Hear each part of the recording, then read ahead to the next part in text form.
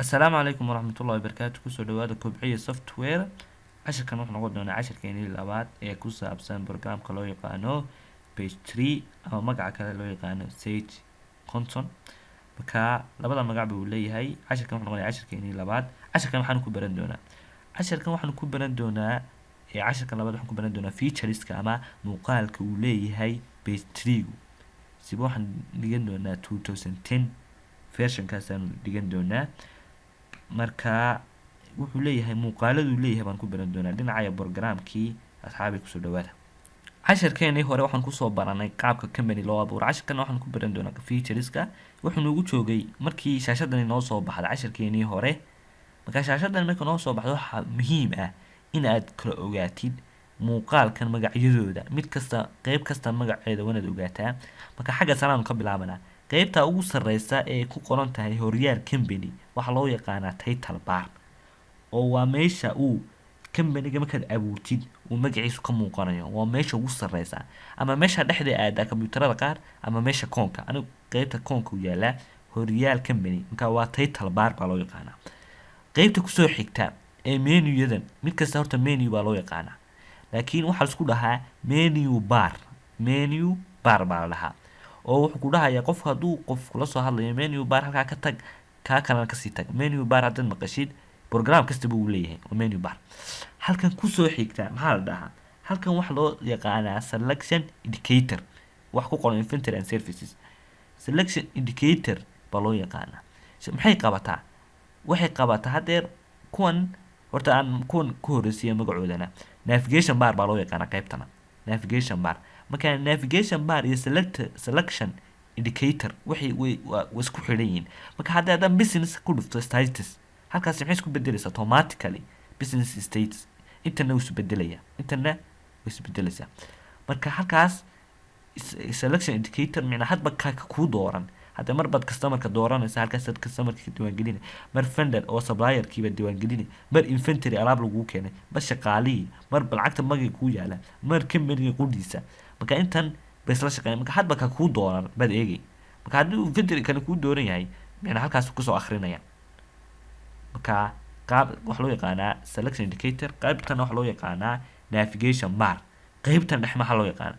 qaybtan dhexe waxa la isku yaqaanaa wax loo yaqaanaa navigation center baa loo yaqaanaa. qaybtan dhexe waa qaybta ay shaqadu ka dhacayso baa loo yaqaanaa navigation center. marka navigation center-ka ayaa qaybo kala leh. navigation center-ka muxuu ku leeyahay qaybo. marka qaybtan sare bar ay intan yaree sare maxaa loo yaqaanaa? intan sare waa dhowr wax oo la isku daray waxa ugu muhiimsan labadana ugu muhiimsan waa system date iyo period. marka waa waqtiga aad bilowday shaqada iyo waqtiga micnaa periodka uu ka bilaabmayo. marka waqtiga badanaaba systemka aad bilowday iyo waqtiga micnaa date-ka uu maalinta yahay buu ku kala sheegaya. marka waa muhiim hadduu waqtiga markaad eeganayso waa muhiim halkanaad ka eeganay. qaybaha dhexe maxaa loo yaqaanaa? intaas waa date-kii. qaybtani waa icons waa loo yaqaanaa. marka mid walba waa shortcut. kuwii halkan ku yaalay ayaa halkan lagu soo dhigay lagu soo fudeeyay sad markiiba aad markaad inventory diiwaangelinayso markiiba halkan aad ku dhufanaysaa okay baad ku dhahaysaa. marka waxaa jira qaybo leh waxaa yaray midabka ah midabka yaray koonka ka kale qaybtan ma leh qaybtan wada cadaan laakiin qaybtan wuxuu leeyahay inta yar madow yar buu leeyahay. madowga yar maxaa loo yaqaanaa? madowga yar magac buu leeyahay waxa loo yaqaanaa specific text option. macnaa option kale uu ku siinaya hadda ku dul dhifto labada option buu ku siinaya. marka specific text option baa loo yaqaanaa. qaybta yar baa loo yaqaanaa. marka intaasi waxay noqonaysaa magacyadoodii mid kasta waad aragtaa magaciisa waniga kuu sheegay. qaybtan waa iconskii. marka haddaba waxa ugu muhiimsan shaqooyinku halkay ka dhacayaan aan ku specify garay shaqooyinku halkay ka dhacayaan. waxaan kuu sameynaya marka waxaan kasoo bilaabaya halkaa ugu horeeya file. horta shaqadu waxay ka dhacaysaa marka runta laga hadlo intan menu bars bay shaqadooyinku ka dhacaan. menu bar waa meesha essential ah ugu muhiimsan systemka. haddaad meeshaa baratid systemka waad ka aragtaa. menu bar maxaa ku kala yaala? haddaba menu barkani miyaan u wada baahannahay mise qaar baan u baahnayn? waa su-aal iyaduna weydiinteedu mudan tahay. marka mid walba uma baahnin. qaar baan aada u isticmaalanaa qaarna information yar oo aada muhiima micna uguma baahnin. maxaanu haddaba isticmaalna mid aan u dul tago. ka koowaad wuxuu yahay waa file type. file typekaas muxuu ka caawinaya? horta wuxuu ka caawinayaa inaad company abuurtid, inaad company hore kuugu jiray aad soo furtid, inaad companygii aad xidhid, inaad backup ka samaysid. waxaasoo dhan waan dhigan doonaa. backup wax kale maaha, waa daatadaadi inaad meel kale ku kaydsatin. hadda intaad backup ka qaadatid baad computer kale ku jira base 3 baad kusoo shubaysaa. restore saad qaabkii daatadii dib loogu soo celinayay. online back waxaan oo dhan horta waxaan oo dhan qaybtan waa muhiim oo companyga meeshaad close ka samaynaysid, meesha new company ka abuuraysid, backup intaas horta ugu muhiimsan. waxa ugu muhiimsan backup iyo restore iyo close company, new company open. intaas horta waa muhiim oo mid baan u baran doonaa insha Allah. intaas horta qaybta failka intaas shaqooyinkaas qabtaa. qaybtan maxay qabataa? qaybtani muhiim maaha oo transactionsku hadii transaction aad weydiyo oo kale baad transaction ka doonaysa. qaybtani edit muhiim maaha. list qaybtana waa muhiim. mid walba list waa garanaysaa. list waa kala dhaho listka isoo gudbi shay. marka inta customer kuu diiwaan gashan baad ka heli kartaa. oo inta shaqaale kuu diiwaan gashan general chart of account aan arki doono wuxuu yahay baa ku waxaan waa list. waaba list hadad maqashay waa listkii micnaa shaqooyinkan.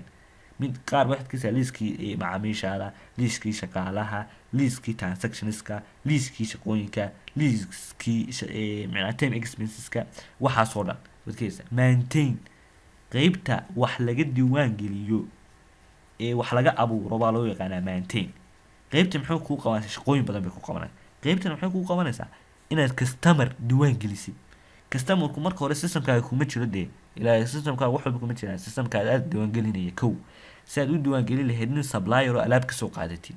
qaabka loo diiwaan geliyo payrollka shaqaalaha, qaabka shaqaalaha udhooda loo diiwaan geliyo, qaabka loo diiwaan geliyo budgetkii, qaabkii inventory, wax diiwaan gelin oo dhan oo systemka la xidhiidha waa maintain. maxaan kugu yidhi waa diiwaan gelin. halkaa la qabso. task baa loo yaqaana. halkaa task waa maxay? waa meesha shaqadu ka dhacdo. task waa shaqo.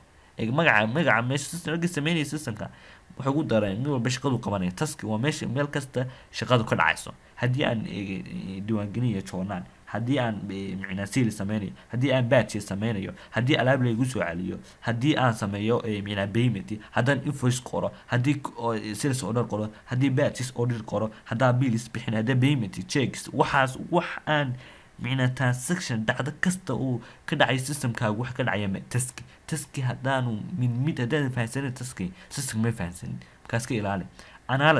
analysis waxay sameeyaan wuu iska wanaagsan yahay. aad uma isticmaali doono laakiin badanaaba graphics waxaas kuugu muujinaya mid kasta haddaad isticmaasho. financial haddaad rabtid saleskaagiima miyuu kordhay mise wuu yaraada graph ahaan igu muuji. waxaasoo kale analysis u sameynaya.